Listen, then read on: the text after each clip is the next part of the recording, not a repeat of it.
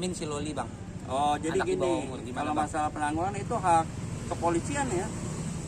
Benar-benar 100% itu hak kepolisian. Nah, penangguhan terkait syarat subjektif, syarat objektifnya itu terpenuhi atau enggak. Dan itu pun kewenangannya mutlak di kepolisian. Apabila kepolisian tidak memberikan ya tidak. Seperti itu. Ada batasan bang, yang kalau kasus pembunuhan, kasus ini, kasus tertentu itu, ini nggak bisa ditangguhkan? Tidak. Yang kita khawatirkan dari polisi itu apa? Menghilangkan barang bukti, ya. Terus mengulangi lagi perbuatannya atau melarikan diri. Kan seperti itu. Apabila itu tidak dia sanggup, ada yang jamin tidak akan melarikan diri, tidak akan melakukan lagi, tidak akan menghilangkan barang bukti, mungkin bisa aja ditangguhkan. Atau dari kondisi kesehatannya yang sakit, daripada di penjara jadi beban negara, ya enggak, lebih baik dibuat tahanan kota atau tahanan rumah sehingga tidak jadi beban. Coba bayangin kalau orang sakit atau meninggal di penjara, nanti fitnah lagi, ya enggak. Kan itu ada syarat subjektifnya, ada syarat objektifnya untuk melakukan penangguhan penahanan. Tapi beredar katanya kita sedang mengandung bang, lagi hamil bang, itu seperti apa bang? Nah, hamil berapa bulan nih? Ya enggak? Kalau ada hamil berapa bulan? Begitu. Ada kan yang pernah melahirkan di penjara kan? Selama yang nahan siap sibuk ya silakan aja kan. Ngidam ini, terus sakit ini, namanya juga orang hamil kan. Tapi kalau tidak ingin sibuk diserahkan, boleh aja. Atau enggak dirawat kan ada rumah sakitnya tuh, Polri tuh. Ya enggak, untuk menangani orang hamil ya gampang aja. Tapi mau susah nggak nih yang nahan? Nah, masalahnya di situ tuh. Kalau nggak mau susah ya beri penangguhan. Yang penting tertati, satu ada yang jamin, tidak mengulangi perbuatannya, tidak menghilangkan barang bukti, seperti itu. Kalau secara ininya kan kita lagi hamil nih ya, katanya. Nah, kalau lagi hamil ya tinggal pertimbangannya itu, ya kan. Sebenarnya kalau bayi kan nggak tahu tuh, apa cabang bayi kan nggak tahu tuh, masih di dalam. Nah, ini pertimbangannya tinggal pertimbangan kemanusiaan atau seperti apa. Tapi menurut abang sendiri tentang hukum yang ada di Indonesia ini seperti apa bang? Apa harus ada yang untuk permasalahan penangguhan penahanan ini bang? Harus ada yang direvisi gitu? Oh, kalau menurut saya ya, kan kita pakai azas praduga tidak bersalah. Jadi kalau kita sudah tahan, itu artinya kita sudah tidak menggunakan azas praduga tidak bersalah. Yang memutuskan seseorang itu bersalah atau tidak kan di pengadilan. Nah, oleh karena itu menurut saya ya, sebaiknya semua diselesaikan di pengadilan dulu tuh, ya. Tapi kan beda, dari dalam hukum acara kan harus kecukupan 2 alat bukti. Kalau dikatakan 2 alat bukti, maka punya kewenangan untuk menahan, punya kewenangan tadi untuk meningkatkan dari saksi menjadi tersangka, bisa itu, dan punya kewenangan untuk menahan kalau sudah cukup 2 alat bukti. Tapi kan 2 alat bukti ini nanti akan dilihat di pengadilan nih, betul apa enggak nih 2 alat bukti ini saling berkaitan nggak satu dengan yang lain nih, dengan keterangan saksi, ahli dan sebagainya. Nah, itu bisa bersalah, bisa tidak bersalah.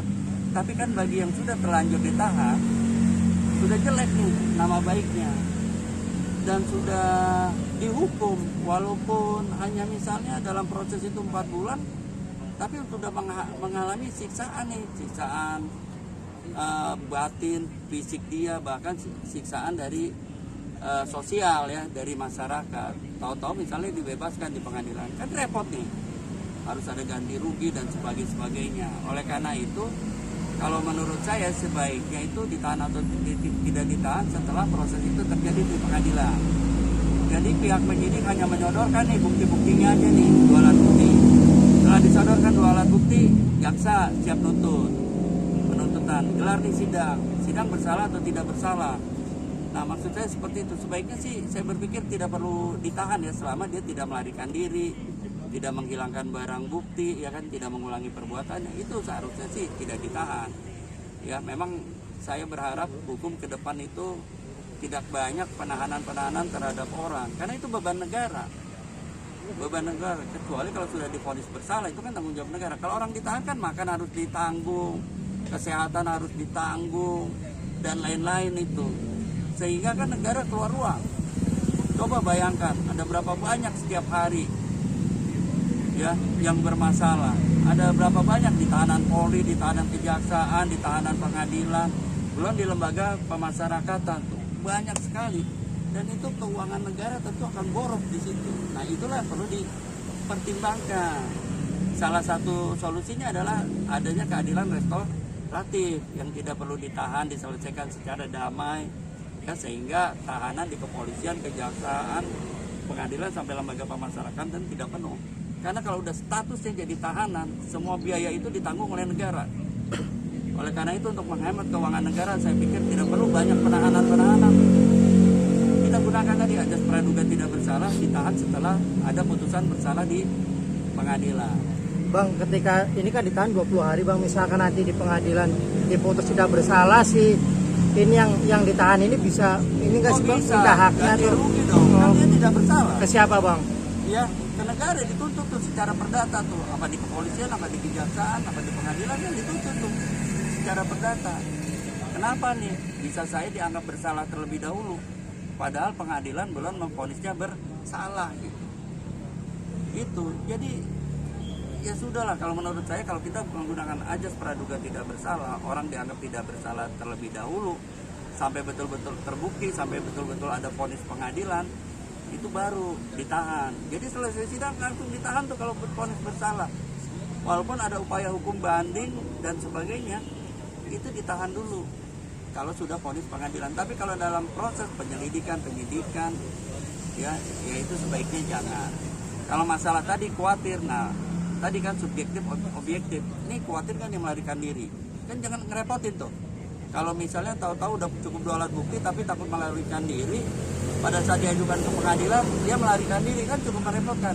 Nah itu hanya teknis, apa dipegang uang jaminannya ya kan, atau ada keluarga yang menjamin seperti itu sehingga dia dijamin tidak melarikan diri, dan apabila dipanggil sewaktu-waktu oleh pengadilan dia harus hadir gitu.